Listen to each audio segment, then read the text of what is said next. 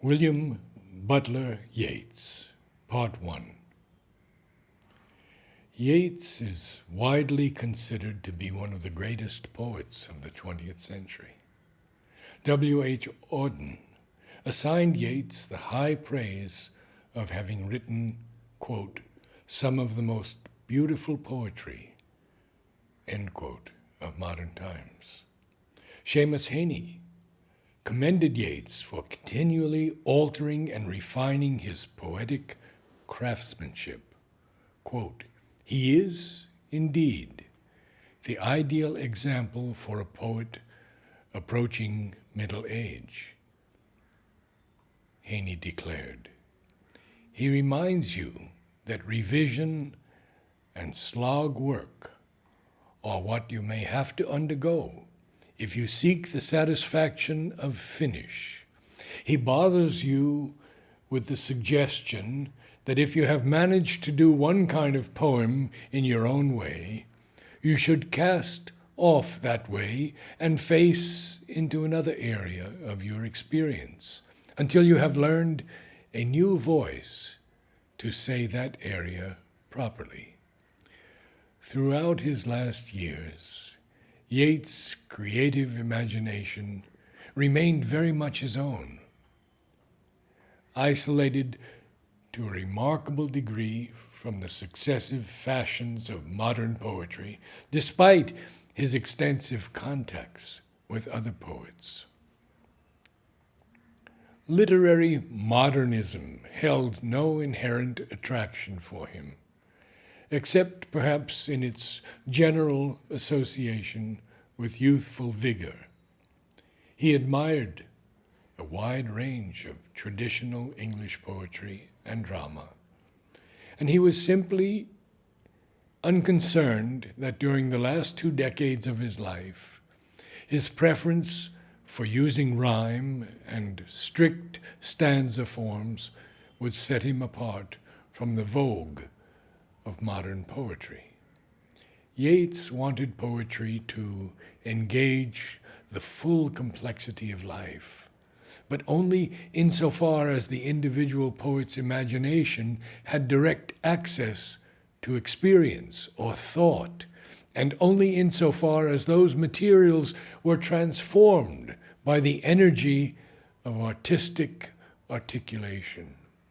He was, from first to last, a poet who tried to transform the local concerns of his own life by embodying them in the resonantly universal language of his poems.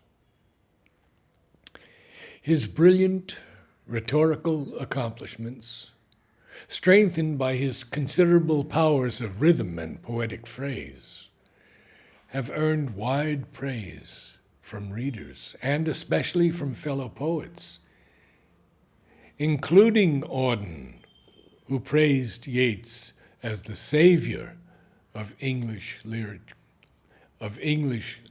poetry, Stephen Spender, Theodore Rothke, and Philip Larkin. It is not likely that time will diminish his achievements.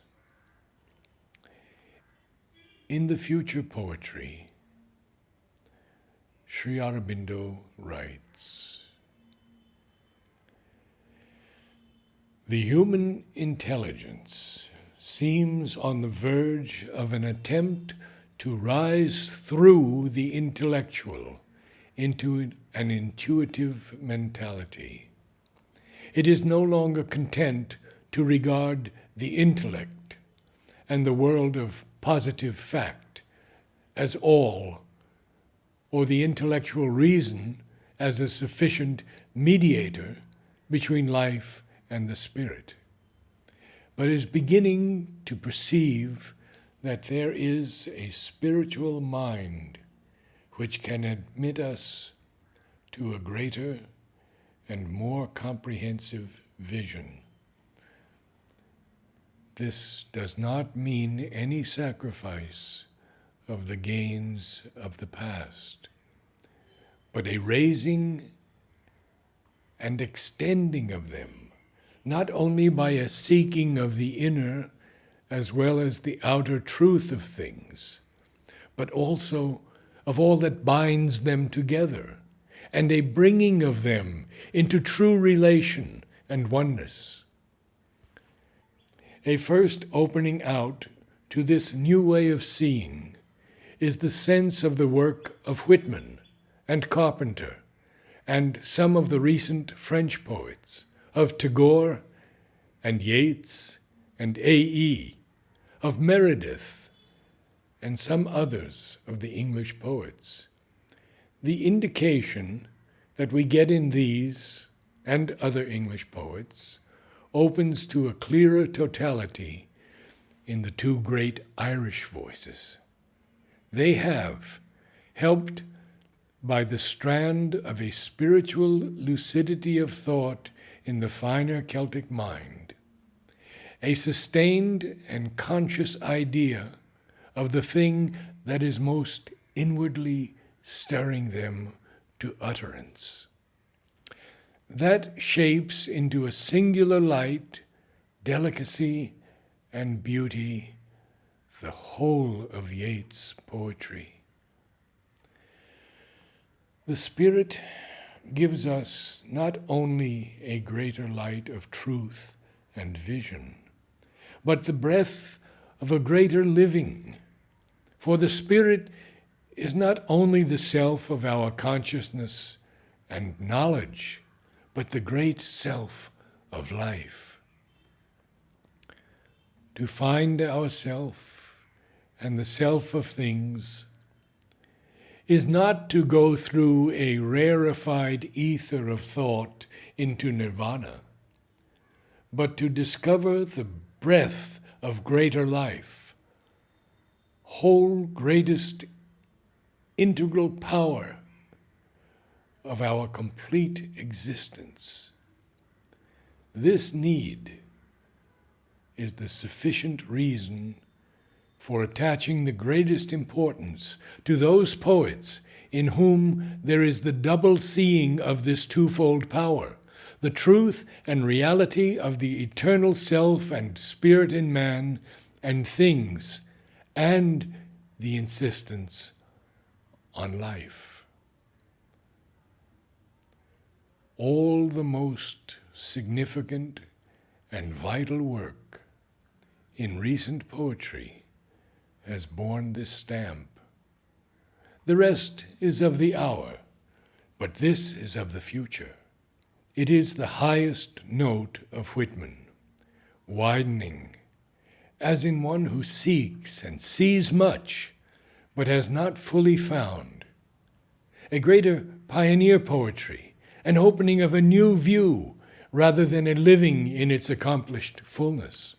It is constantly repeated from the earth side in Meredith, comes down from the spiritual side in all A.E.'s work, moves between earth and the life of the worlds behind in Yeats' subtle, rhythmic voices of vision and beauty, echoes with a large fullness in Carpenter.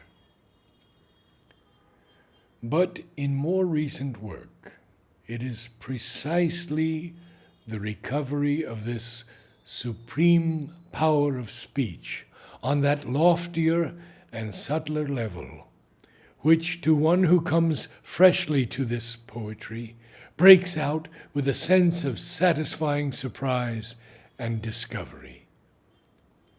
It is not complete. It is not everywhere. It is only just rising from the acquired basis of the previous heights of expression to its own realm. But it is there in a comparative abundance, and it is the highest strain of its intensities. And in Yeats, a supreme artist in rhythm, this spiritual intonation is the very secret of all his subtlest melodies and harmonies, and reveals itself whether in the use of old and common meters, which cease to be either old or common in his hands, or in delicate new turns of verse. We get it in his blank verse, taken at random. A sweet, miraculous, terrifying sound, or in the mounting flight of that couplet on the flaming multitude, that rise wing upon wing, flame above flame, and like a storm cry, the ineffable name, or heard through the slowly errant footfalls of that other. In all poor, foolish things that live a day, eternal beauty wandering on her way, but most of all, in the lyrical movements, with the earth and the sky and the water remade, like a casket of gold, for my dream of your image that blossoms a rose in the deeps of my heart. There we have, very near to the ear of the sense, that inaudible music, floating the vocal music, the song unheard, or heard only behind and in the inner silence, to catch some echo of which is the privilege of music, but also the highest intention of poetical rhythm. The poets of yesterday and today, Whitman, Carpenter, the Irish poets, Tagore, but also others, in their degree, are forerunners of this new spirit and way of seeing, prophets sometimes, but at others only illumined by occasional hints, or by side rays of a light which has not flooded all their vision.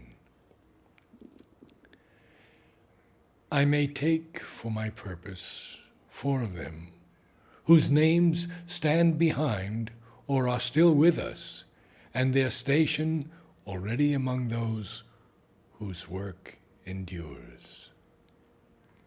Meredith and Phillips among recent English poets, A.E.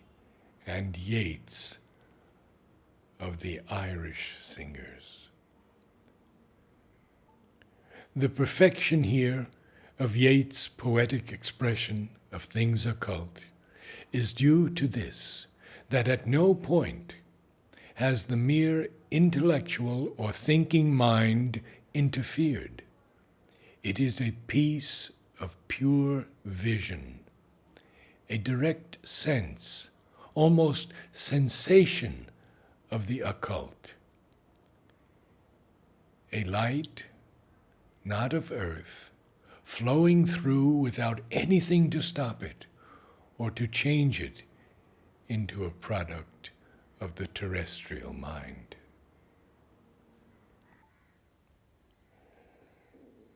The poetry of Yeats. When you are old.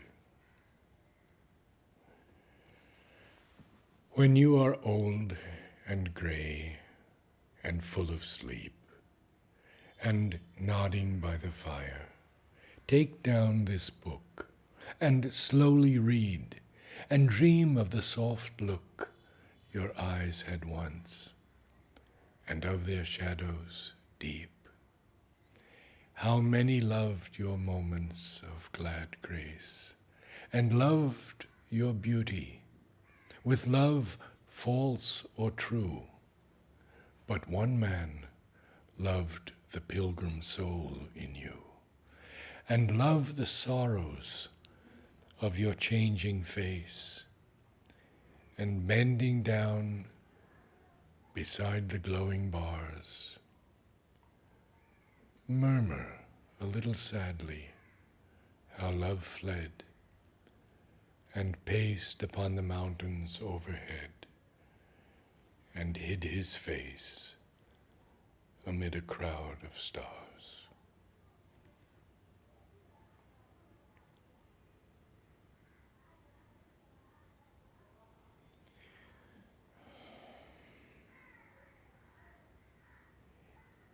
He wishes for the cloths of heaven. Had I the heavens' embroidered cloths, enwrought with golden and silver light, the blue and the dim and the dark cloths of night and light and the half-light, I would spread the cloths under your feet. But I, being poor, have only my dreams. I have spread my dreams under your feet. Tread softly, because you tread on my dreams.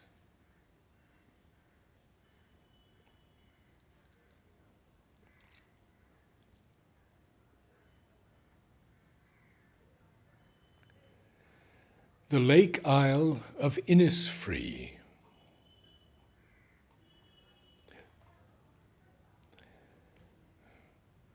I will arise and go now, and go to Innisfree, and a small cabin build there, of clay and wattles made. 9 bean rows will I have there, a hive for the honey bee, and live alone in the bee-loud glade. And I shall have some peace there, for peace comes dropping slow, dropping from the vales of the morning to where the cricket sings. There midnight's all a glimmer, and noon a purple glow, and evening full of the linnet's wings. I will arise and go now, for always night and day I hear lake water lapping with low sounds by the shore, while I stand on the roadway or on the pavements gray. I hear it in the deep heart's core.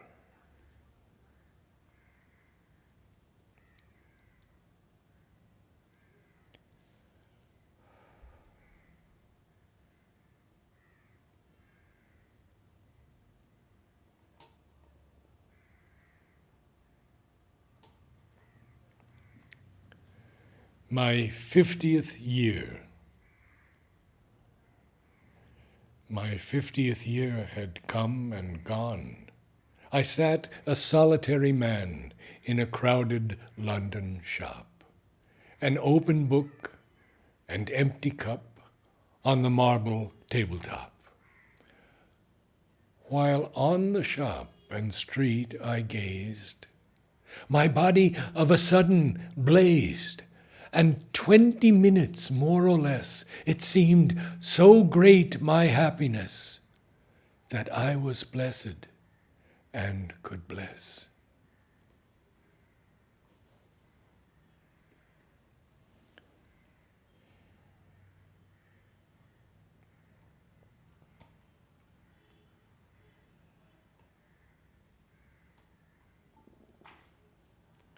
The Song of Wandering Angus.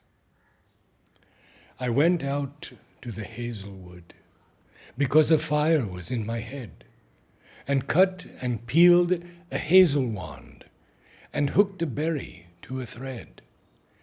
And when white moths were on the wing, and moth-like stars were flickering out, I dropped the berry in a stream, and caught a little silver trout. When I had laid it on the floor, I went to blow the fire aflame. But something rustled on the floor, and someone called me by my name. It had become a glimmering girl with apple blossom in her hair, who called me by my name and ran and faded through the brightening air. Though I am old with wandering through hollow lands and hilly lands. I will find out where she has gone, and kiss her lips, and take her hands, and walk among long dappled grass, and pluck till time and times are done the silver apples of the moon, the golden apples of the sun.